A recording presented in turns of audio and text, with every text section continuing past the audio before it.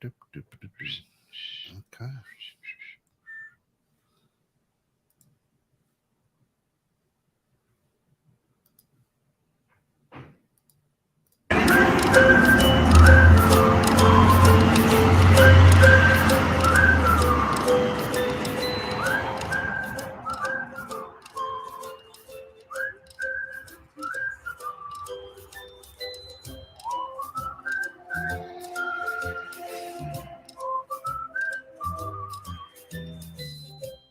Welcome to In the Know with Steph and Joe. In the Know with Steph and Joe is all about small business development. These two entrepreneurs bring real life experience, laughter, and, well, just a ton of knowledge on how to build your small business and make it thrive. This is your creation. Now, learn how to make it sing. Of course, In the Know with Steph and Joe brought to you through the financial support of our good friends over at Epic Media Inc. When you are truly authentic, there can be no competitors. With the continued growth of technology these days, it's essential that you have an effective internet marketing strategy in place for your business. Whether you need a custom website designed or help integrating your social media accounts to your business marketing program, Epic Media is the company you want to rely on for your business. Check them out at www.epicmediainc.com. Today, In the Know with Steph. Thank you. It's not And it's Joe. not Joe, right? The Entrepreneurial Conspiracy. Welcome in, guys. So thank you very much, Ken. So Joe Turner, Restoration One, Water, Fire, Smoke, Mold, 847-264-4664. I want to introduce a special guest today, Chuck Violand. He is an industry leader in dealing with business, dealing with driving your business, growing your business. And it's coming up on his anniversary for a book that he wrote. And so I want to first let him kind of walk through your background, who you are, what you do, and why I brought you here. Chuck, go ahead. That's a lot to live up to, Joe, but thank you very much for the nice introduction. You're welcome. Listen, I want to make sure that everybody knows what a great person you are in leading your industry, or our industry, any industry, and business. Like, I read this book and I just want you to get to it eventually, but please, what got you here? What industry are you from? Where are you? What do you do? Please, I don't want to toot your horn too much more. Well, my background is owning businesses. There you go. Believe it or not, I've owned several businesses over my professional career, which has run over 50 years. So I've owned businesses for half a century, ranging from nightclubs to food processing to contracting businesses to consulting business. And this is the one that I've had the longest time, that I've enjoyed the most success with, and that I've had the most fun with, which I'm sure is a leading contributor to the success that I've enjoyed with it. We've had Violand Management now for just about 35 years. What kind of work do you do with Violand? You lead into businesses. Hang on, people are asking where Steph is, so I have to make sure that Mom should get it. Yeah. Linda, which is Steph's mom. We have to make sure. Hi, Mom. First off, Steph is on the West Coast, taking care of some family issues. So don't worry, Mom. She's all right. Michelle Mentz has chimed in. She said, "Good afternoon." Hi, Michelle. Michelle, I mentioned to Chuck, and he remembered you right away. And I just want to say that we're all pumped that you made it to listen. So tell David I said hi. Yeah, that's it. Tell David what's up from me, and hi from Chuck.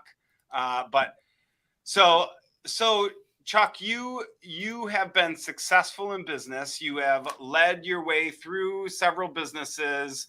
You are now leading a advisory, a business that advises others to make sure that they're successful. You've written a couple books. Please do explain, what these books are, your background on how you got here. Please tell us and explain. Joe, it probably goes back to when I owned a cleaning and restoration business in Cleveland, Ohio. And my brother was my partner, and we owned it for several years. And I realized in running it that that wasn't what I thought I was supposed to be doing with myself. And so what I really enjoyed doing was building people and growing businesses, different businesses. And so I was able to leverage that into a consulting practice. Quite frankly, it took a fair amount of arrogance on my part to think that I could actually impart what I knew onto other businesses and help them succeed. But it seems to have worked, at least in many cases. So in '87, that's when I launched Viola Management. As far as books that I've written, the first book that I wrote really was a sales book, a sales program called Power Selling Commercial Carpet Cleaning. And it was a how-to manual on how to go out and sell commercial carpet cleaning. Many of the clients that I worked with at the time were carpet cleaners, and they were very good technicians. They didn't enjoy selling. They struggled with it, and they weren't particularly good at it. And so I wrote a book on my experience of selling commercial carpet cleaning that I was able to sell, give to them and sell to other people in the industry. And it's a step-by-step process in identifying your target markets, what it is that they're after, what you want to say to them, how they're going to object, how to respond to the objections. It has sample letters, all kinds of stuff. So that was the first book. And I published that in 2005. I apologize. I've written two booklets, small books, one called Overcoming Stage 2 Stall, and that deals with as small businesses grow, they reach the first real pivotal point that they reach is $1 million in revenue. And when you reach $1 million in revenue, your business has to transition significantly. And many business owners struggle with that to the point where statistically, 94%, depending on whose numbers you read, but about 94% of all businesses in North America never scale above $1 million in revenue. That's not a misstatement. 94%. And that's in the Entrepreneurial Conspiracy as well. Right. You talk about that because that is literally what's the bottleneck that holds everybody back, right? And that's one of them. I mean, there are several, but one of them, right. Yeah. But the important thing is that's a pivotal place. Correct. And so you have to do things differently. And I identify 4 contributing factors to why they don't succeed in continuing to grow. Some of it's by choice. I mean, I think the majority of it is by choice. Entrepreneurs don't want the headaches that come with running a larger business. Correct. And they can do very well not having a larger business, and that's fine. Another book that I just wrote last winter, 2021, another booklet was The Inner Game of Business. And essentially what that is, Joe, that's a 70-year-old business owner reflecting on a life in business and talking to a younger business owner and just helping them make sense of the journey. Business is a journey. It's a life journey. It's just one that a business owner decided to get involved with. They don't have to, but that's what they chose. Right. And this was just some lessons to help guide them through it and remove a lot of the angst and worry and anxiety that comes with growing a small business, making sense of it. And then we published the Entrepreneurial Conspiracy last year, and we just finished writing, and we're in the process of negotiating with the publisher for our latest book called Culture Forge, Building Legacy Teams in a Free Agent Market. And it deals with the struggle that every business, particularly small businesses, are experiencing right now, and that is finding and keeping qualified people in their organizations. Everybody's struggling. Before we end the show, we want to make sure that we put that into the chat. That way, everybody can make sure they get to click on that and watch for when it drops and you guys release it, because that'll be great. But let's dive into that. This is excellent because I really like, and I read the 2 pamphlets you created, and both of them, were spot on as far as I could see myself. I can see other, entrepreneurs that are out there, right? You can see these things in them. So let's dive into the conspiracy, right? Mm-hmm. Okay. And you you first off, you dive into the reasons to start the business, right? What made you think to write this book? Oh, you're going to put it in front. There you go. Hey, there it look is. at that. Hey, I recognize that book. stop blocking me. Stop. Thank you. So you what was the main reason for you to write this book, right? Like you thought this is something that would be a good idea. There are many books out there on and you start off the book on, everybody we've all heard, don't work in your business, work on your business, right? Right. So you create a book that says there's more than just not working in or versus on, but there's things that you're doing that even if you're working on, you still could be tripping yourself up. Oh yeah. Right. That's a great synopsis of that, Joe. Yeah. Well, thank you. I read the book. Yes, you did.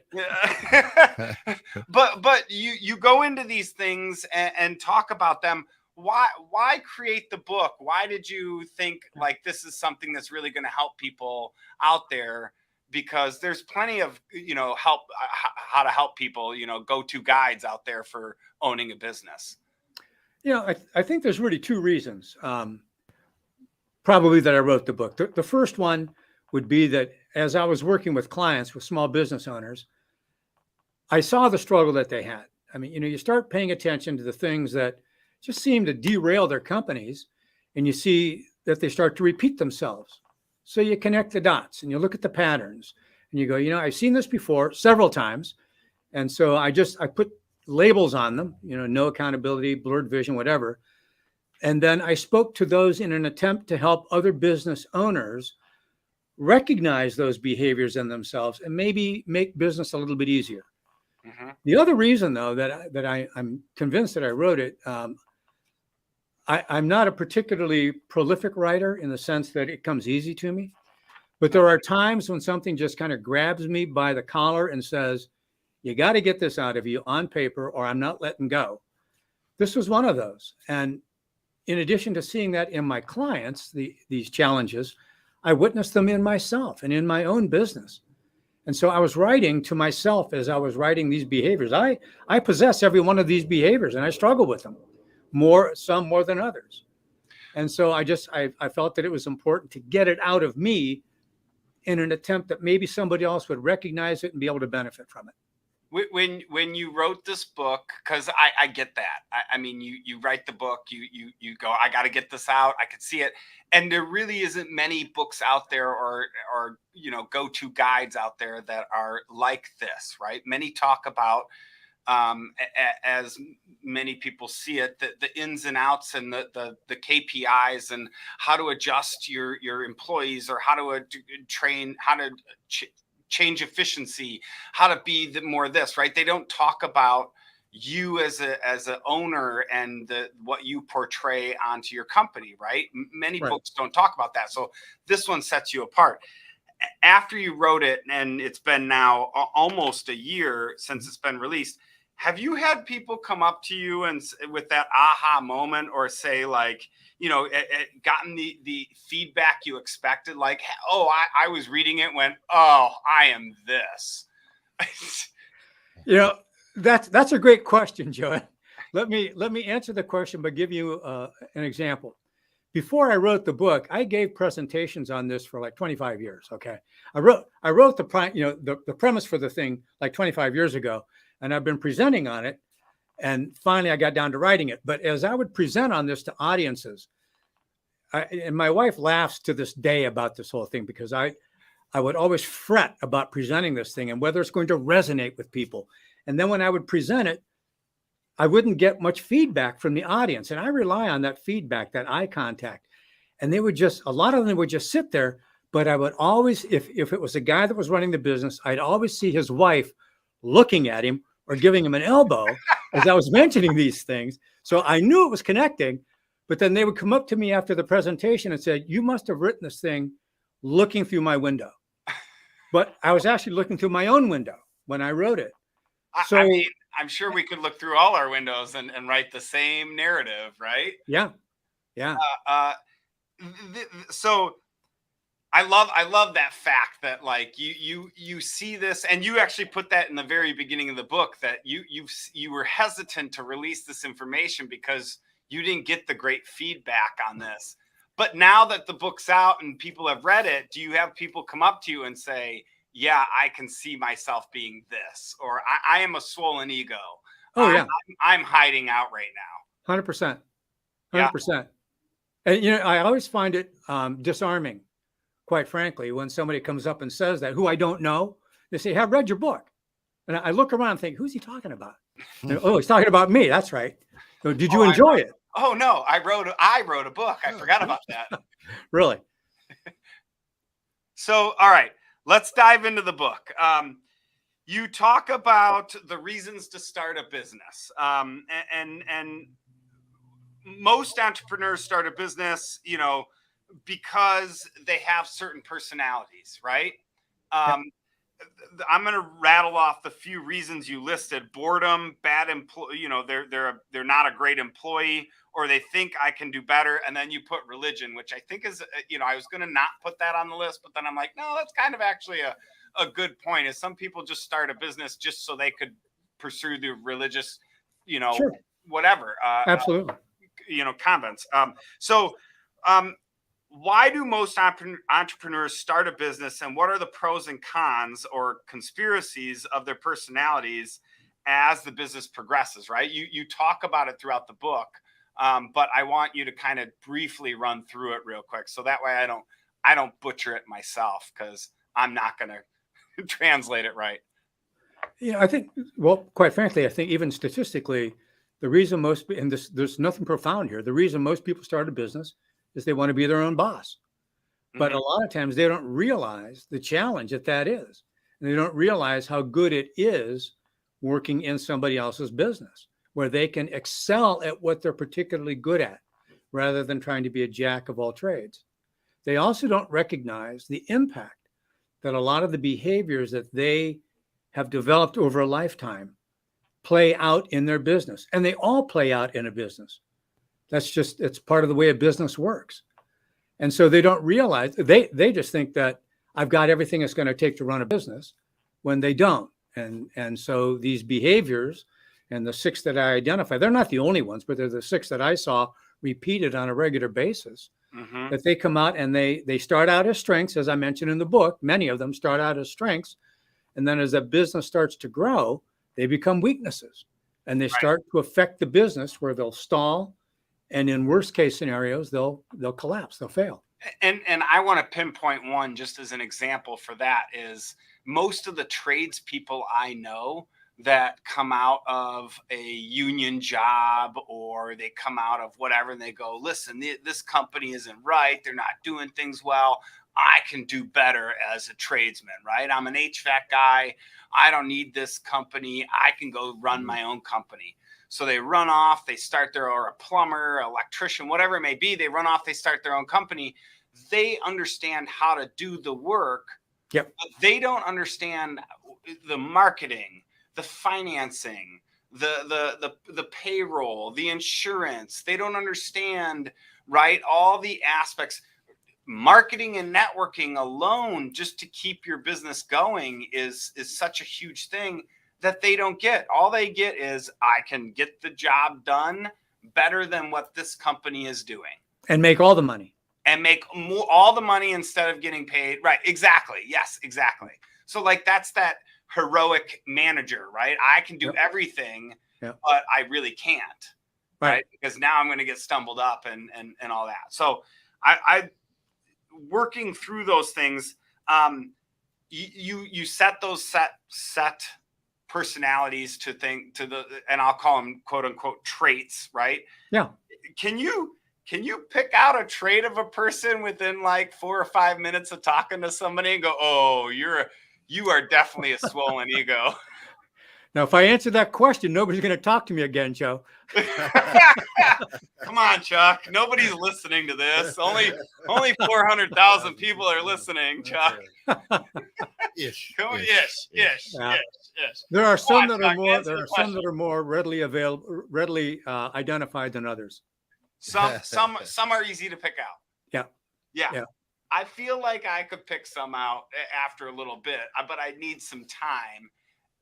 But within, I'm thinking like 4 or 5 minutes, I feel like you could be like, oh yeah, I know this guy or gal, whoever it is. I shouldn't. Oh yeah.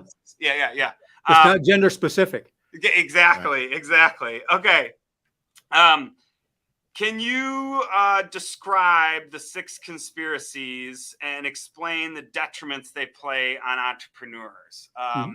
And you don't have to, just give us a brief on the 30,000 foot view. Yeah, 30,000 foot view. Yeah, we're not looking for right. Remember this: we're trying to get people to read your book, so just give them a taste. Just put their ankle in the water.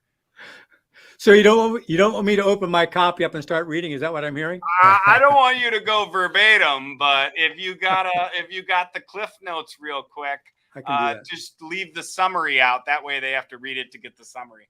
Well, I'll start by let me just name the 3 or the 6 characteristics, 6 behaviors, and then I'll go back and just maybe give a quick review of how they start out as strengths, if they do, and then how they can convert, how they can morph into a weakness. I love that. That. And I just want to say that each of the strengths throughout the book you give as throughout the chapter of the strength or throughout the conspiracy, you give a symptom, a cause, symptoms, causes, consequences, and solutions to each of the conspiracies. So it's not like you're just saying, hey, here's the problem, right, good luck. Right? You're saying, here's the problem. Here's how you can identify it. Here's some of the issues and then what they can cause. And then not only that, but here's how you can solve it. So go ahead and dive into those and just so that way everybody knows they got more information coming. So the 6 behaviors, and they're not in any particular order, but the order that they're in the book is no accountability. Is blurred vision, no accountability. Then you get into heroic managing. E-drift, which is entrepreneurial drift, hiding out, and swollen ego.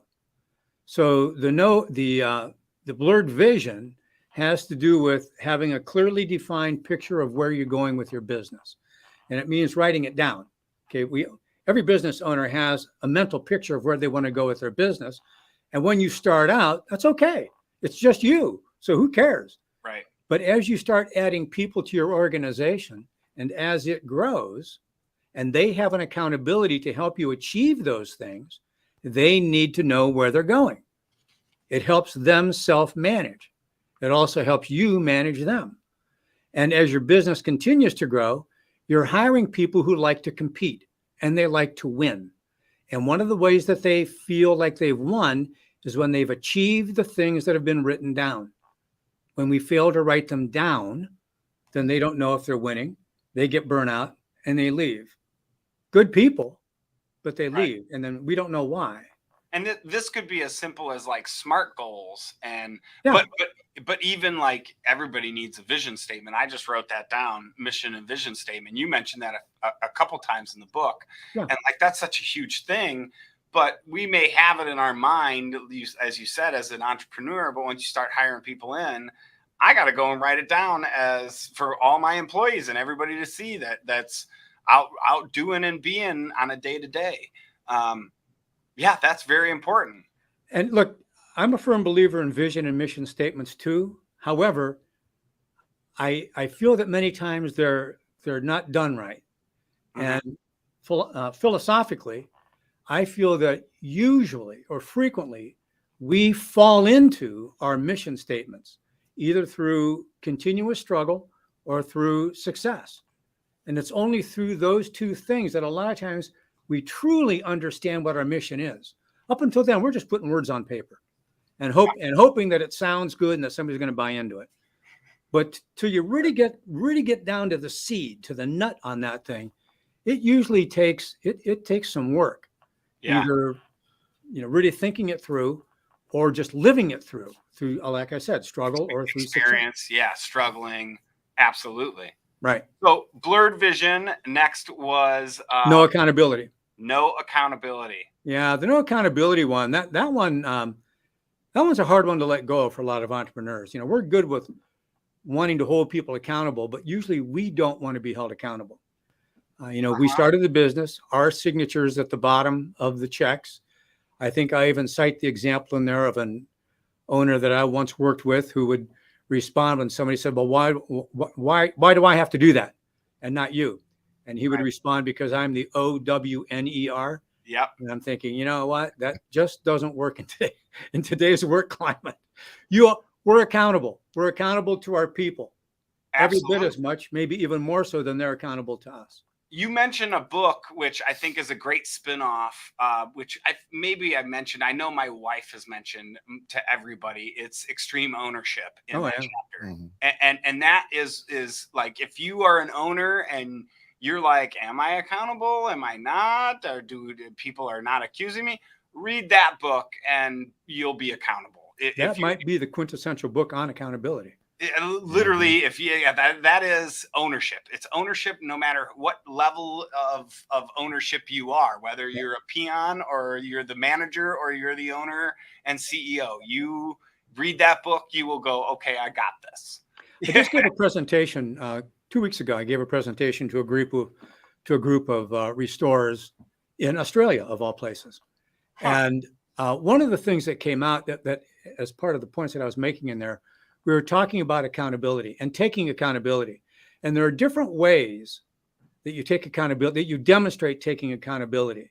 And one of the ways that I pointed out was, we can take accountability for the result, but still not take accountability for the impact on the people around us. And it's only when we acknowledge that piece of it by saying offering an apology or a remedy, that we really take accountability. And sometimes that's extremely difficult for a business owner. One of the hardest things for business owner or not, one of the hardest things for anybody to do is say, my bad, I'm sorry. Absolutely. It doesn't matter if you're a business owner or not. If it was your business that caused it, or if it was you as a human being, it's very hard to say that. Yeah. So no accountability. Next, we move into the heroic managing. Yeah. Heroic. And I happen to know a heroic manager or two. So please do describe. Heroic managing is, again, it starts out as a strength because you're making the calls. Yep. When our business is small, we don't have to get consensus. We are consensus. So we start out with that. And many of us fall victim to the trap of wrapping ourselves up in the comfort of making those calls and feeling secure in the outcomes. But the problem is that when we do that, we disempower the people. When we continue to do that, we disempower the people in our organizations. And as our businesses grow, part of the way that we grow them successfully is to bring people on who are better than we are. When we do that, they want to be able to make decisions. They want to be accountable. They want to have a voice in the way that things are done. And if we don't allow that to happen, we won't attract them. As a result, by default, we're restricting the growth of our company because we're not bringing people on board who can actually help us grow our companies. And even if somebody were to bring somebody on, let's say I were to bring somebody on and say, hey, you can go and do it, and I believe in you, and yada, yada, yada. But I were to make all the decisions, or let's say they were real young and didn't know how to grow. You discuss about how giving that little bit of effort and time in the beginning gives you that long-term effect, right? So many tradespeople I know are hesitant to hire that apprentice, hire that newbie, because they don't want to spend the time in the beginning. Oh, I don't have the time for them. I can't do that, right? Like I don't have the time to train this guy. But if you were to spend that month, 2 months, whatever, training that person, you could have a rock solid worker, right? That's following and doing what you want them to do because you put the time and effort into them. Joe, you can look at any top 10 list of the reasons that people leave companies or why they stay, what they want in a job. Yep. And invariably, there are two that will show up in that top 10, frequently in the top 5. One is having a voice, and the other one is feeling appreciated. Yeah. Okay. If I don't ask your opinion on things because I'm an heroic manager, you're never going to feel in on things. And you're not going to feel appreciated. Mhm. So simply the act of asking somebody for their input, even though you may know the answer, asking for their input. I made a note of that because you put in the book multiple times, make sure you say, what do you think? Yeah. Right? Like it's such a in the right tone, right? Like make sure you ask, what do you think? Because it is so important for other people to know that you're asking their opinion. You're wondering what they want, because very rarely do people leave a job because of pay. Right. They're not leaving a job because the guy across the street is offering $2 more. They're leaving a job because the manager's a quote unquote dick and they don't want to stay there anymore. They don't feel appreciated. They're not getting what they want. They're not being heard. And this guy across the street says, yeah, I'll hear you. You got great ideas. Come on over and implement them over here. I'll give you $1 more. That dollar doesn't matter. But the voice does. But the voice does. The voice does. Of course, you're listening to 21.6 This is In the Know with Steph and Joe this week. And we've got Chuck Violand on with us. He's the author of the Violand. Yeah. I don't know. That's all right. My last name is Jones, so there you go.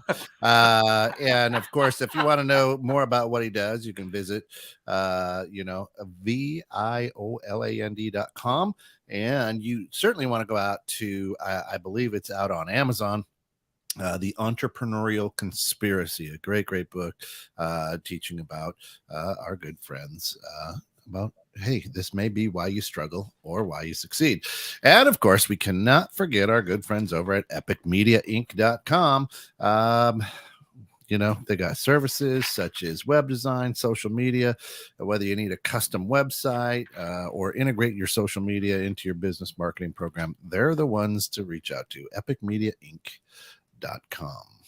Awesome. All right, Chuck, let's wrap up with the next three. It's eDrift is next, and that is obviously, as many can think, I'm thinking of a race car drifting around a corner, and somebody just pulls the parking brake and just lets it coast. Actually, eDrift is chasing shiny objects. It's the easily distracted, very short attention span. Squirrel. That's exactly what it is. That's exactly what it is. My sister used to describe that as ADD. Ooh, shiny. Yeah. Yep. And I think I even refer to it as ADD management. Yep. Yes. And I mean, seriously. And you know what?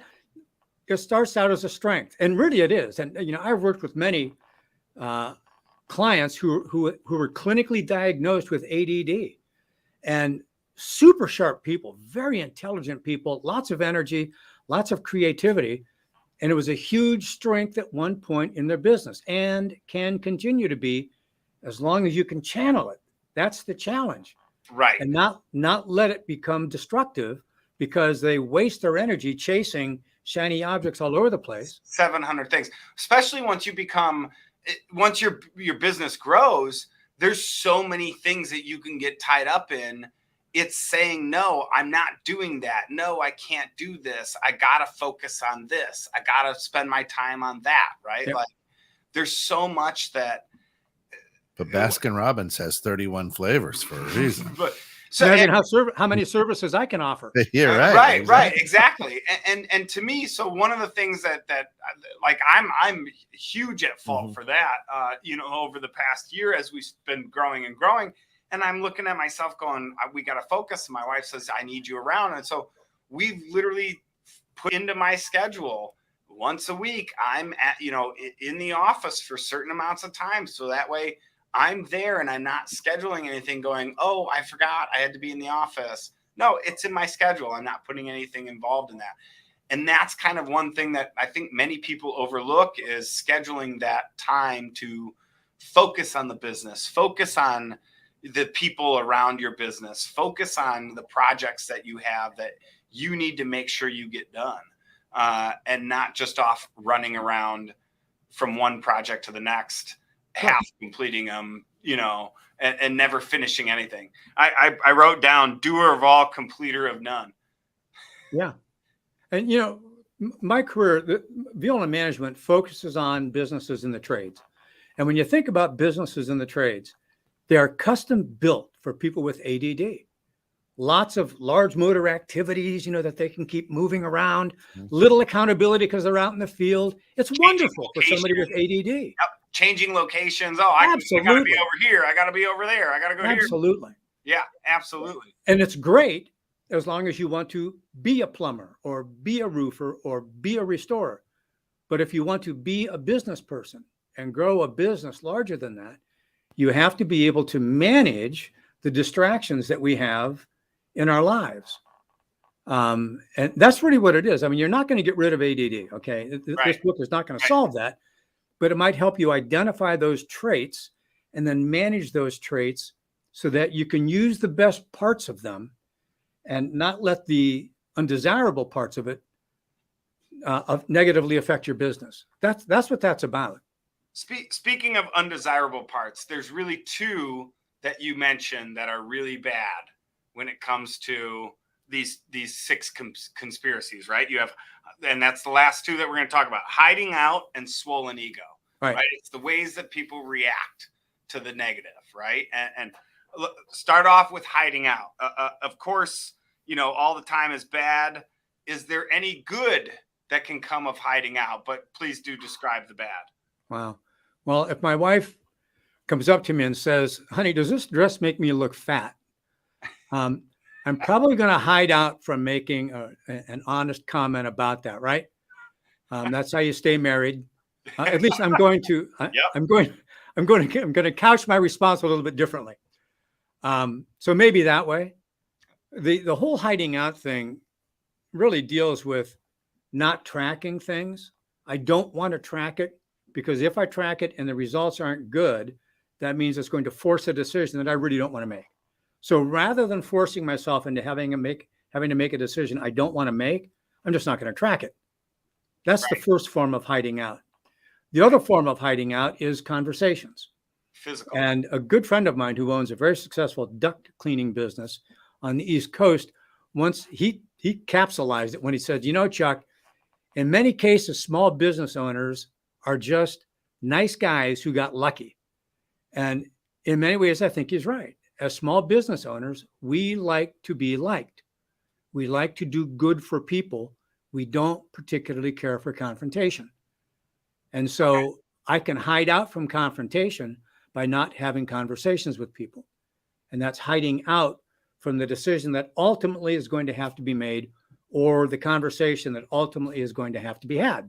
Whether it be your client or your employee or your whoever it may be. Absolutely. Absolutely. Yeah. And that's interesting.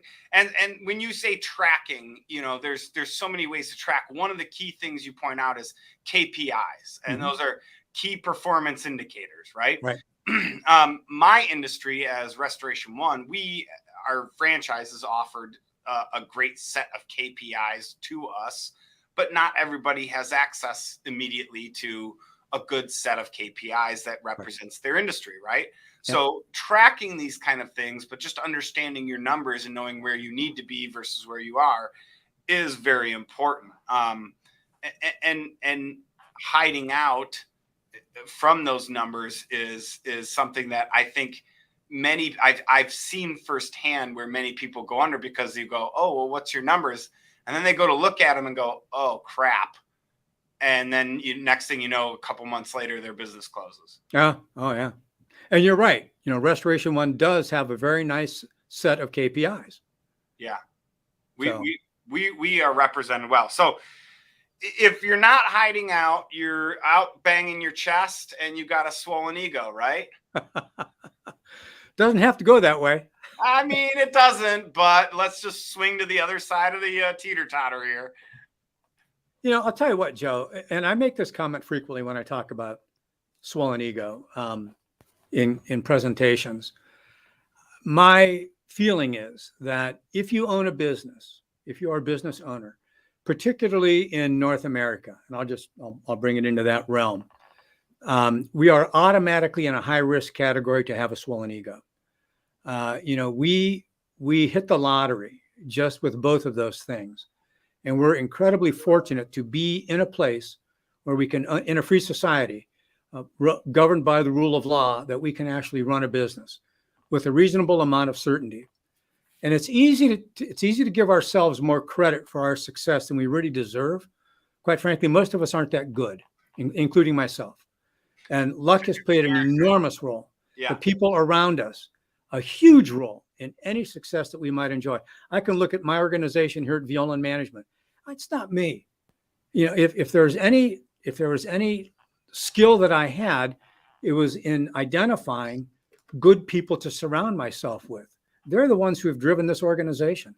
I can't take credit for that. I'll say it over and over. My people are absolutely the best people around. Oh yeah. And they run a great, they are they're the reason I can sit here and do the show, and they're out doing work and getting things done because that's what they love to do. And we were able to identify and say, these guys are the best at what they do. Go do this. Right. Right. Yeah, absolutely. So a swollen ego, though, this guy comes in banging his chest. Let's say I'm not one to say please and thank you. You're out of luck. I mean, I got to be nice, right? I circled a quote. You put it at the front of the book, but then I read it in the notes at the back. It said, teams don't run too well with jerks unless you think you've never need the assistance of anyone else. Niceness is an investment that pays off in all areas of life. Yeah. I mean, that is swollen ego on the opposite to gauge 100%, right? You can still hide it though. That's the key. And that's the risk, Joe. You can hide your swollen ego through behind niceness and fake niceness. The key is to really, and this is the toughest one, in my opinion, it's the toughest one. It's also the most dangerous because it affects so many of the other behaviors. But getting your hands around that whole ego piece and working constantly at managing it, I'm not convinced that we ever get, and I'm not even suggesting that you diminish your ego.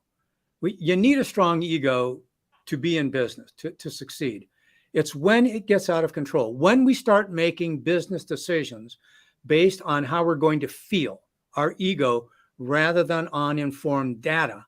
I need a new truck because I need a new truck. Well, because my buddy has a new truck. That's a $70,000 truck. You can't afford that. I don't care. I need a new truck. Yep. Well, yep. Now you're underwater. Correct. And now that's exactly right. Yeah. Okay.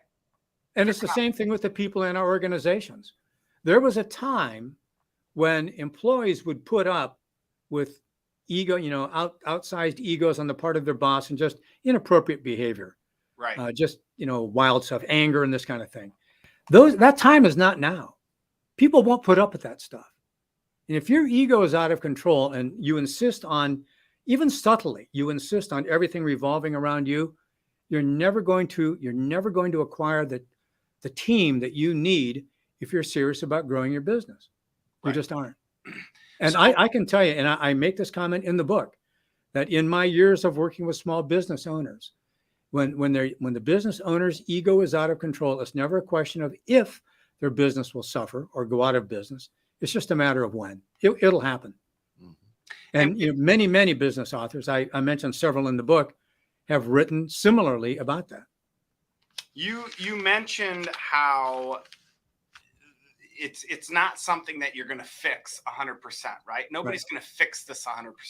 Nobody's going to be right. You're not going to create. You just have to learn to more harness it, right? Right. Do you ever feel like you're like a therapist or a AA counselor and you have to teach people to continuously toe the line of what's right versus wrong, and they're evil devils pulling them one way or another? I think there's probably an element of that. Certainly, though, every time I start feeling that way, I'm reminded of the statement, forget what it comes from, but doctor, heal thyself. Yeah. And I know that ego is an issue with me, and I constantly struggle with it and try to manage it as the best I can. Not always successfully. So which it's a constant thing that you have to work with, Mhm. and I think that all parts of this book are things that, all of the 6 conspiracies are things that you have to absolutely work along. You're never going to be able to fully overcome one or the other, Right. right? They're going to be Right. constantly be butting into your life, or butting into your business or the way you do business or whatever it may be. What are some, you mentioned 5 steps. Can you run through them quick to, like, why are they so important to changing your behavior and going through it, right? Some of them are very simple, right? But and you think, oh, that's so simple, I don't need to do that. But it is. And one of them that I'm going to mention is taking baby steps, right? Yeah. So what are the 5 steps to changing any of these 6 conspiracies that you may be experiencing? Well, the first one, the first part of it is don't start until you're ready to really commit to it. And the reason for that, Joe, is, we're famous for, like you said, we're famous for starting lots of things, but not finishing anything. And so when we go out and announce to our people that I'm going to start working on this and blah, blah, blah, and then we fall off the wagon, which is common, that's another one of the steps, then they get discouraged. Mm-hmm. And they start thinking, well, it's just another one of these, flavor of the month thing that the boss is doing. Mm. So when you're ready to commit to it, but take baby steps. In other words, don't go out and expect to change a behavior or radically alter behavior right off the bat. And certainly don't try to do all of them at one time. Right. Find the one that you find most troubling or that the people around you do, and then start working on that one. Then the next one is, keep moving forward. I grew up, you've grown up apparently in Big Ten territory in the Midwest, and you're used to taking, just keep moving forward, moving down the field. And it's the same thing with these things. Just keep moving down the field. At our practice, with many of our clients, you don't see huge change. People change at their own rates. So you don't see huge change immediately. The term we use here is, are you moving the needle? Keep moving the needle a little bit at a time, but keep moving it. And over time, it will make great progress. The next one is expect to fall down. There's the old Japanese saying, fall down 7 times, get back up 8. And so expect to fall down. You're going to fall down. You're going to trip. Expect that. Don't be surprised by it, but get back up and get back on the wagon. And then the last one is get support. And that doesn't mean you have to go out and get into a peer group or into a 7-step program. It just means, and you might, that's true. Yeah. But surround yourself with people who will support you through the process, people who know you and love you and will support you through the process. A big part of that is just that I'm going back to the accountability thing. Mm-hmm. When I have people around me who are helping support me, I'm going to be more accountable to them to follow through on the things that I said I was going to do. Quite frankly, that's a big piece of the role that we play with our clients, is the accountability piece. We're going to be there, and we're going to keep coming back to you and supporting you, helping you walk down that path of progress with your business. But we're going to be there. And we all need that in our lives. Many of us, probably most of us, have that in our spouses. I know I do. Most of the people on air have met my spouse, and they all know she holds me accountable. That's right. Absolutely. Go ahead, Kent. Just growing up in Big Ten country, I thought you were going to say everybody hates Ohio State. I could have said that. Go Bucks. That's right. So I want to kind of wrap this up a little bit with when I first met you in person. It was at the conference for Restoration One, and I walked up to you and I said, "Oh yeah, you were talking about this, and I read your stages of business, and I read the pamphlets and this and that." And I said, "Hey, I have a model in my brain of business, right? And my model is a machine. And I've told it here on air before. I have a machine in my brain, right? I have a hopper. That's your marketing, your branding, your all your networking, your sales, all that. And then the hopper falls down onto a conveyor belt, and the conveyor belt, that's your job processing. And then your machine that sits over it, mine looks like a Dr. Seuss machine with bells and whistles and, and all the pulleys and gears and gadgets and doodads. And as it moves down the conveyor belt, and out pops your widget, right, that you do for your service, right? And so this is my machine. This book is nothing about the machine, right? Because if I go and get more salespeople, I have just built my hopper bigger, right? If I go and get more technicians, I have just made my machine bigger. My pistons and gears and pulleys and levers are all bigger now. If I go and get a more robust, computer system to process these jobs and the job flow is much smoother, I can handle more jobs, and my conveyor belt is now bigger, right? All of this is all about the actual job flow, which you mentioned in the beginning of the book.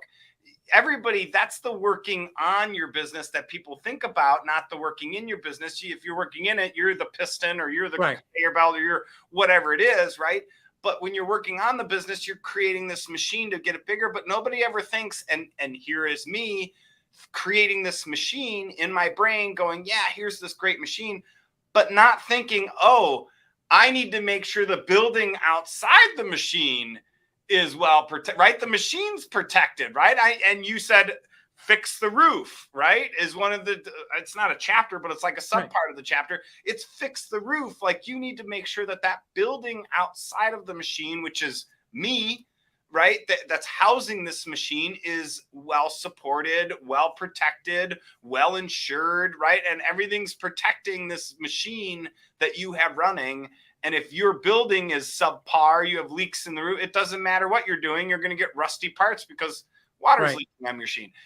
So when I was reading that and you were talking about fixing the roof, I went, oh man, that fits right into my machine analogy. And don't forget the guy running the machine. Somebody's running the machine, right? That's my operations guy, right? Somebody's out there running the machine.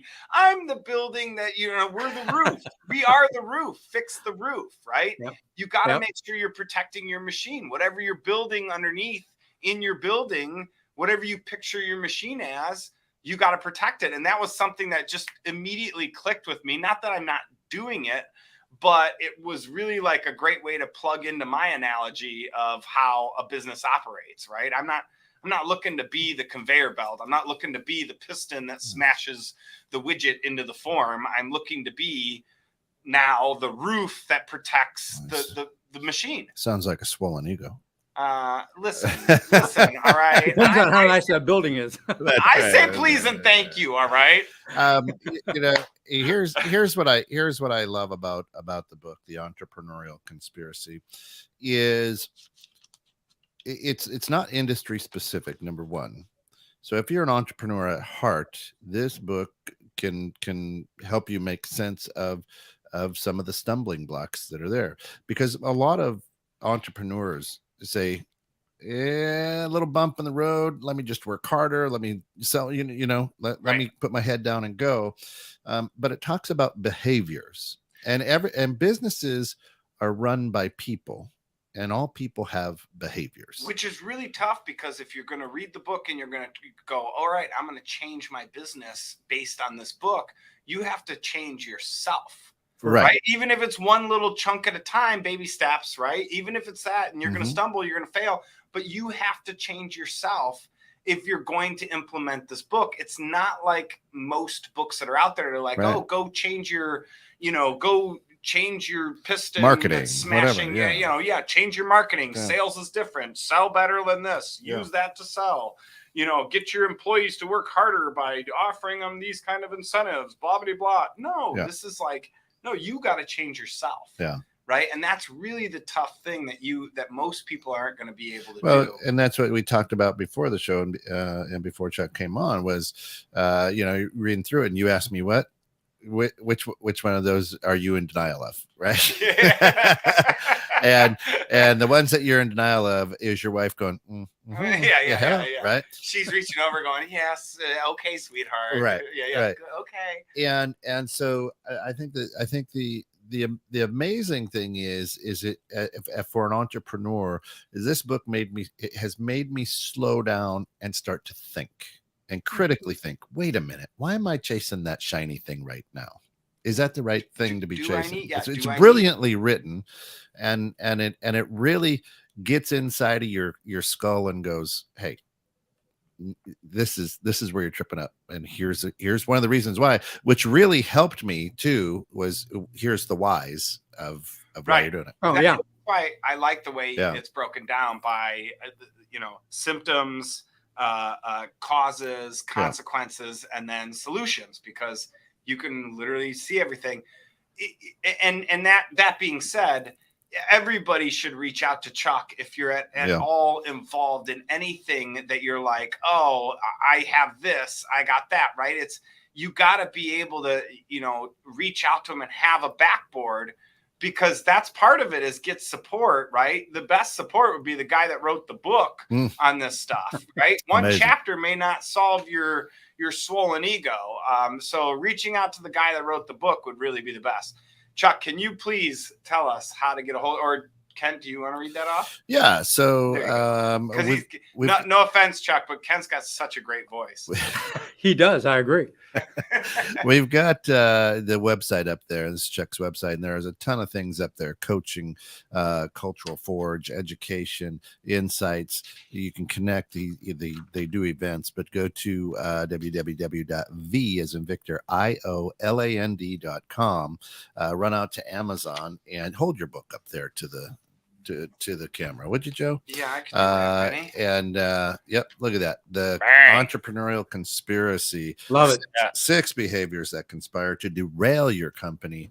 It's brilliant, and you need to, if you haven't got it, you need to get it, because it'll change the way that you approach the day when you wake up in the morning. And I will say, it's not a long read. No. It really is an easy, quick read. I makes it simple, breaks it down. But I to me have found that now that I've gotten into it, I'm excited to hear when see the next book that comes out, Chuck. But I'm pushing it upon other people that I'm like, when I asked you, hey, do you see somebody with a trait, and that's where I go, oh man, maybe you should read this book. Focus on chapter 4. Yep. Yeah. That's it. Just through swelling ego. I was like, A, B, C, here, there. Which one do you focus on? You better focus on chapter 7 and chapter 2. Yeah. I promise you need them. But now that you're coming around to the new book, do you find yourself to stay busy with both, or is it more the actual, like, doing classes and things like that keeps you busy? No, speaking, not necessarily doing classes, but speaking to audiences, and writing. Yeah. Those are really 2 of the primary things. We have a general manager here and an outstanding management team that really drives the business forward. So I'm very fortunate with that. It allows me the time to write and to go out and speak, which ideally is going to bring people to our organization. Absolutely. Absolutely. Well, I hope we bring enough people to your organization with this.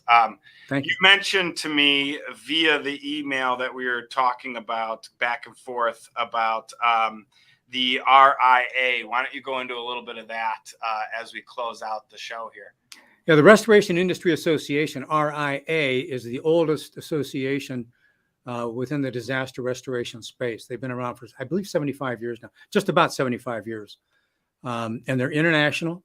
The beauty of that association is that they have your back.